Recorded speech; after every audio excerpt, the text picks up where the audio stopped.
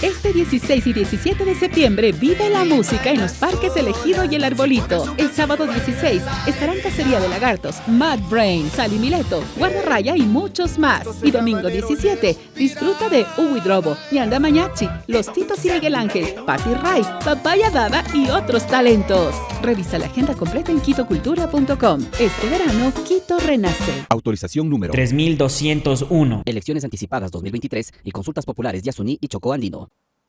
Gracias por preferir los medios comunitarios de Corape. Avanzamos en esta mañana y llegó el momento de saludar a Victoria de Sintonio, asambleísta electa por la provincia de Guayas por el movimiento Revolución Ciudadana. Señorita de Sintonio, buen día, bienvenida. Buenos días, muchas gracias por la invitación y un saludo a todos y todas quienes nos están escuchando y viendo en este momento. A usted por su tiempo. Revolución Ciudadana y Construye son los movimientos con mayor presencia en la Asamblea Nacional. Sin embargo, ninguna fuerza política tiene mayoría. Será una asamblea en este caso donde debe primar el diálogo y las alianzas según varios expertos. ¿Cómo analiza usted la conformación del legislativo? Estoy de acuerdo en eso porque en ese momento el país necesita que la Asamblea Nacional pueda trabajar de manera bastante coherente con lo que se ha pronunciado para este año, 8 meses de legislatura. Tenemos un país que no tiene hospitales con medicinas, médicos que están renunciando por el efecto de las vacunas, con la inseguridad desbordada, sin compra de chalecos, sin tener patrulleros, pero además con un fenómeno del niño que lo tenemos ya en este momento dentro de la patria y que hay que trabajar de manera constante y para poder sacar adelante el país, sobre todo con los procesos de normativas que se construyan, pero además con un proceso de fiscalización que determine primero que se esté entregando los recursos al Estado, sino que además que se esté ejecutando de manera óptima estos recursos. Recordemos que para el Ministerio del Interior, que tiene que dar seguridad al país, se han determinado una cantidad de recursos de los cuales ni siquiera han podido ejecutar el 8% del mismo, y vemos inclusive que han intentado hacer compra de chalecos para nuestros policías que le ponen el pecho a las balas literalmente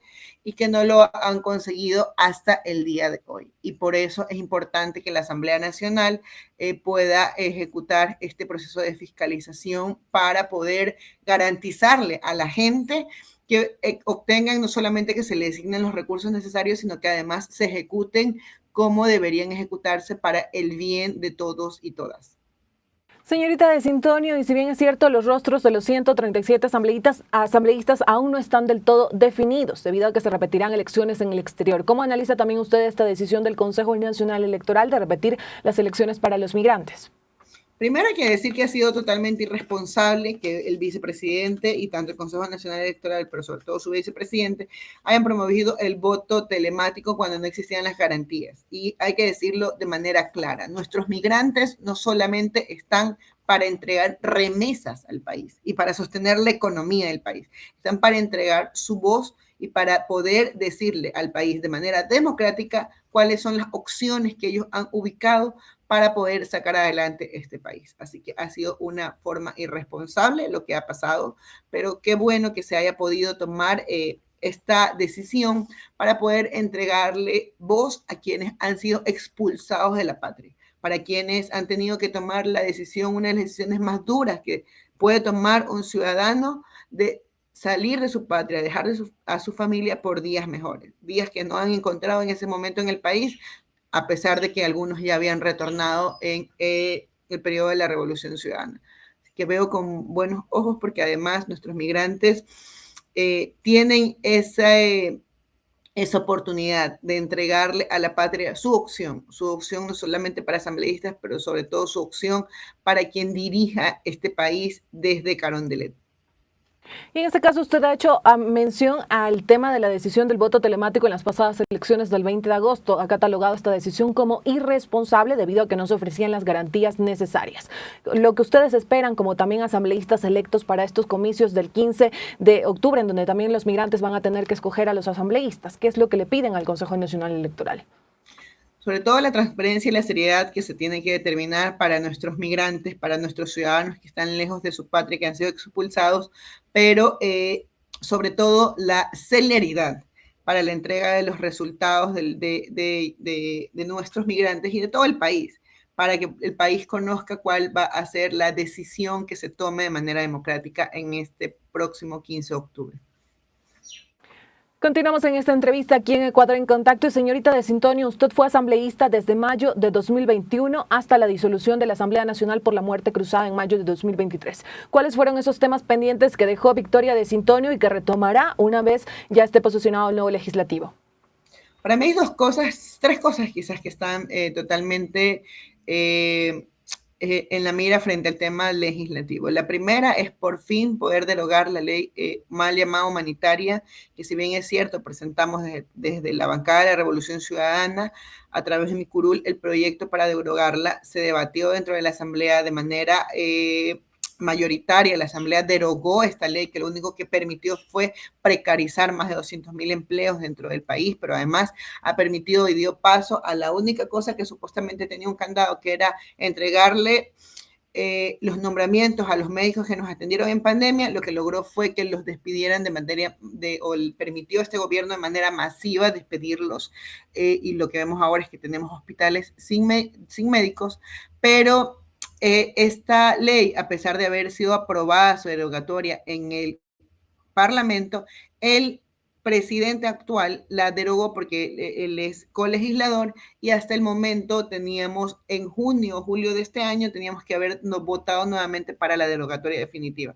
Esto va a ser una de las primeras votaciones que vamos a poder tener en la Asamblea Nacional, que se ha elegido este 15 de agosto, pero adicionalmente a eso está pendiente el tema de el nuevo Código de Comunas, que permite un poco visibilizar cosas que no se habían visibilizado desde hace algunos años en esta ley y que la Constitución así lo determinaba. Este código ya tuvo su primer informe para el primer debate. En este proceso, en este mismo momento, la fase que continúa es que se pueda hacer una consulta prelegislativa con todos los sectores que están interesados en este cuerpo legal.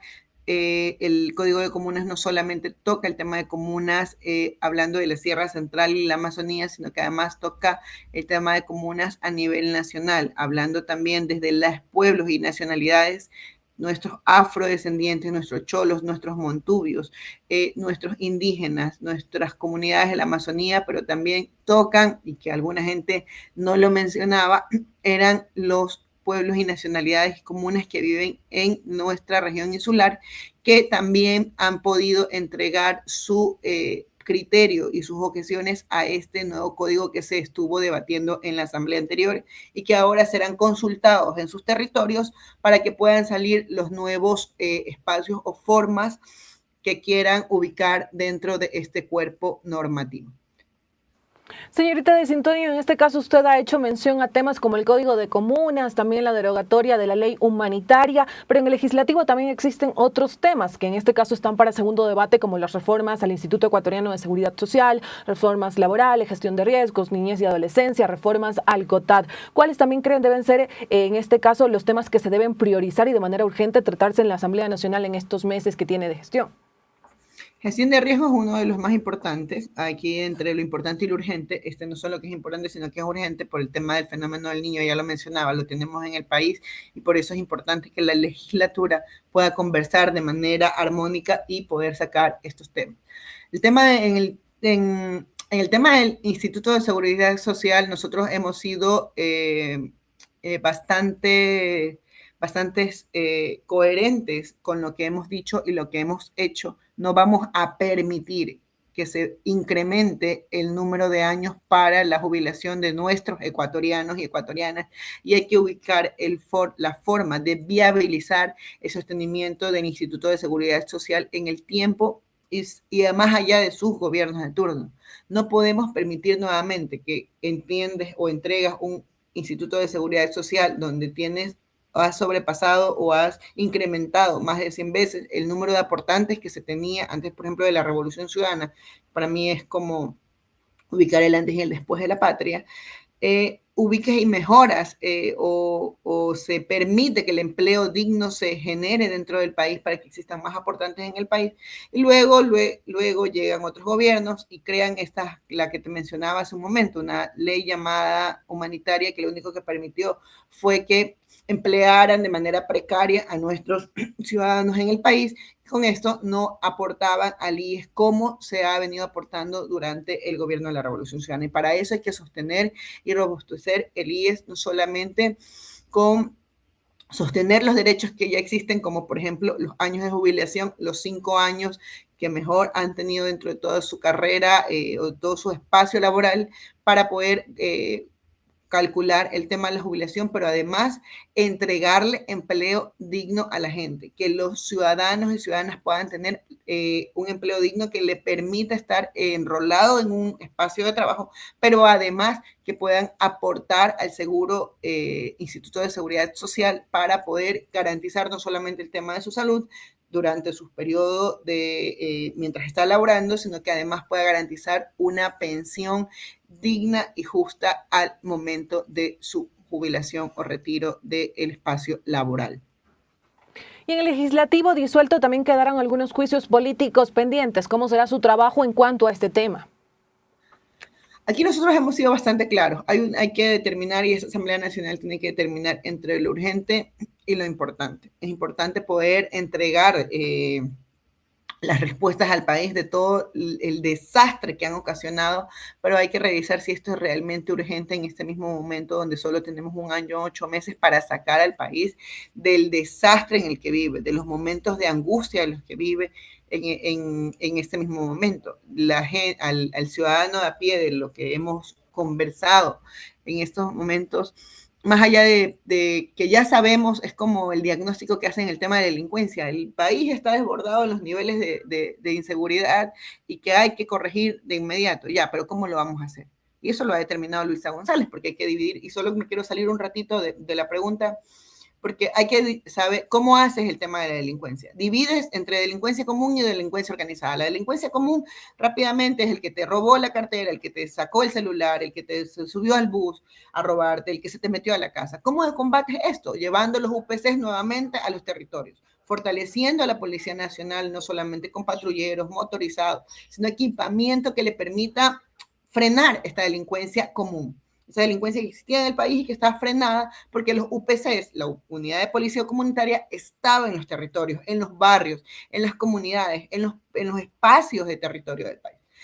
Y la otra delincuencia, que es la delincuencia organizada, que está incrustada en el Estado, que es la que permite que se hagan las vacunas, las extorsiones, los secuestros, el narcotráfico en el país, se combate con inteligencia. Tienes que nuevamente retomar los sistemas de inteligencia que tenía la Policía Nacional sin antes haber depurado, porque recuerden que hay una denuncia por parte del embajador de Estados Unidos que reposa en la Fiscalía, lamentablemente, que parece que eso es menos importante para la Fiscal General del Estado, donde dice que hay narcogenerales en el país. Quiere decir que son parte de la estructura del Estado quienes están ayudando a que estas bandas delincuenciales, estas bandas criminales puedan sostenerse en el país. Y eso hay que sacarlo con inteligencia. ¿Y cómo se hace con inteligencia? Uno de los ejemplos para mí más gráficos es, ¿recuerdan aquel radar que quisieron manejar y poner en Montecristi en este gobierno? Ese radar lo sacaron nada más y nada menos que la frontera norte del país, por donde ingresa la droga. Y resulta que lo llevaron a Montecristi después de haber hecho tanta laraca para dañarlo. Y después el presidente de la República dijo, no importa, por un iPad puedo controlar todo, y lo que hemos visto es que no han controlado nada. Y eso es lo que hay que hacer. Por eso, para nosotros es, entre lo importante y lo urgente, es revisar estos temas para poder sacar al país no solamente el tema de la inseguridad, sino que una vez que tú resuelves el tema de la inseguridad, puedes reactivar nuevamente económicamente a la patria, que es lo que tanto necesitamos para que la gente pueda sostenerse en el diario vivir. Continuamos en esta entrevista con Victoria de Sintonio. Como les mencionamos, ella es asambleísta electa por la provincia de Guayas por el movimiento Revolución Ciudadana. Y usted hace poco hacía mención acerca de la importancia de entregar respuestas al país. Y aquí yo le quiero consultar qué pasa con la información que se genera en la Asamblea Nacional, porque muchos expertos, muchos analistas hablan de que la Asamblea en este caso no ha sido cercana con la población, de que no transparenta la información. ¿Cuál va a ser su trabajo también para lograr este objetivo, transparentar la información que se trata en el legislativo? Sabes que a mí esto me parece un poco contradictorio, porque cuando yo era asambleísta, antes de la muerte cruzada que nosotros mismos solicitamos para que se acabe esta angustia dentro del país, se decía que la Asamblea Nacional solo obstaculizaba al gobierno central, que la Asamblea Nacional solamente impedía el trabajo del gobierno central. Y lo que hemos visto es que la Asamblea Nacional generaba ese proceso de resistencia para que el gobierno nacional no haga todo lo que ha logrado en estos meses, o que se visibilice todo el desastre que vivíamos en el país durante todos estos años, estos casi 2 años que estuvimos en la Asamblea Nacional, pero que hemos visto cómo se ha agudizado en estos meses. Yo sí quiero rechazar estas afirmaciones porque son totalmente falsas. La Asamblea Nacional, por ejemplo, cosas muy cercanas que yo fiscalicé, fue, por ejemplo, el caso Pandora, donde el presidente de la República resulta que recibe plata de su banco y de sus empresas y se los lleva pues a un paraíso fiscal, a un país extranjero donde no le cobran impuestos y no deja la plata aquí. Y hablan de que son los grandes empresarios que en este momento generan trabajo en el país, pero si la plata no estaba aquí, la plata la tienen pues en los paraísos fiscales, la tienen en otros países. Allá, en esos otros países, es donde se genera la riqueza a través del dinero que se llevan de la patria. Y eso lo hemos visto con el tema de las divisas, que están sacando el impuesto, que están sacando en este momento para poder llevarse la plata de manera más económica para los que tienen plata, porque yo no me llevo la plata de mi país. Por ejemplo, digo, una madre de familia, una familia que tiene a sus hijos estudiando en el extranjero, el dinero que le envían, que han de ser máximo $1,000 al mes, no pagan impuestos, no pagan el impuesto de salida de divisas, pero eso no le pasa a todo el país, ni siquiera podemos estudiar aquí, vamos a poder estudiar en el extranjero. Pero los que sí tienen la plata de los empresarios, la han sacado del país. El caso Pandora Papers, por ejemplo, ¿qué se dijo? Ahí nosotros expusimos el caso. ¿Y por qué no dijeron que estábamos transparentando esa información? Y lo que dijeron es que nosotros obstaculizamos y nos queríamos meter para que el presidente no avance. Ojalá hubiésemos alcanzado el objetivo de la Asamblea Nacional, que era destituir al presidente de la República en ese momento, donde quizás hubo un punto de no retorno para el debacle en que vivimos. Pero además, también ahora, justamente saliendo de la Asamblea Nacional, lo que desembocó el juicio político fue el juicio político del presidente de la República, donde denotabas todos los actos de corrupción que tiene el gobierno, no solamente por parte de los funcionarios, sino de los familiares que están incrustados en el gobierno y que el presidente lo conoce, que no ha hecho absolutamente nada porque hay que guardar la honra de este señor de la aristocracia, este banquero del que tiene el poder en este momento. Y eso no es así. Hay que entregarle a la gente la verdad. Y eso es lo que hizo la asamblea anterior y que lo va a hacer ahora. Yo jamás descansaré. Yo tenía el curul 26 y siempre decía, el curul 26 es de las mujeres, de los hombres, de los jóvenes, de los niños, de los adultos mayores, de todo aquel que en la patria no tenga voz.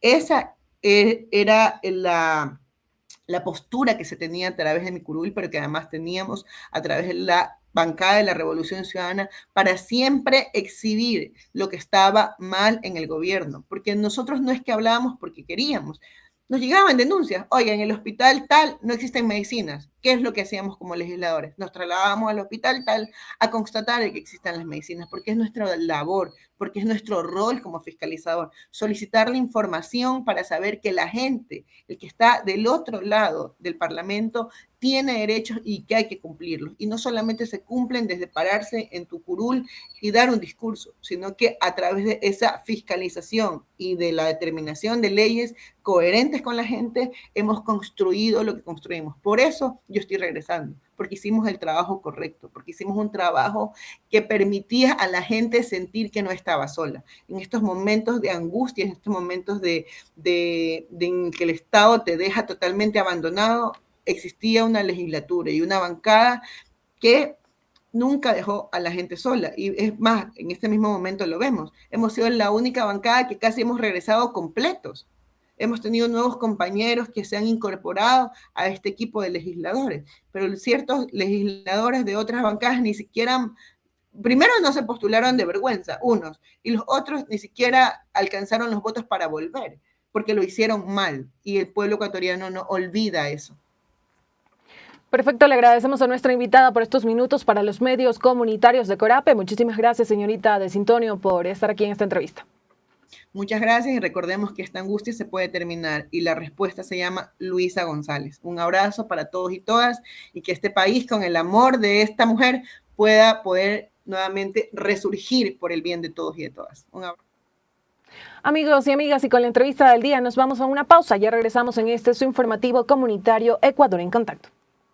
Este 16 y 17 de septiembre vive la música en los parques El Ejido y El Arbolito. El sábado 16 estarán Cacería de Lagartos, Mad Brain, Sally Mileto, Guardarraya y muchos más. Y domingo 17 disfruta de Uy Drobo, Yanda Mañachi, Los Titos y Miguel Ángel, Patti Ray, Papaya Dada y otros talentos. Revisa la agenda completa en quitocultura.com. Este verano, Quito renace. Autorización número 3201. Elecciones anticipadas 2023 y consultas populares Yasuní y Chocó Andino.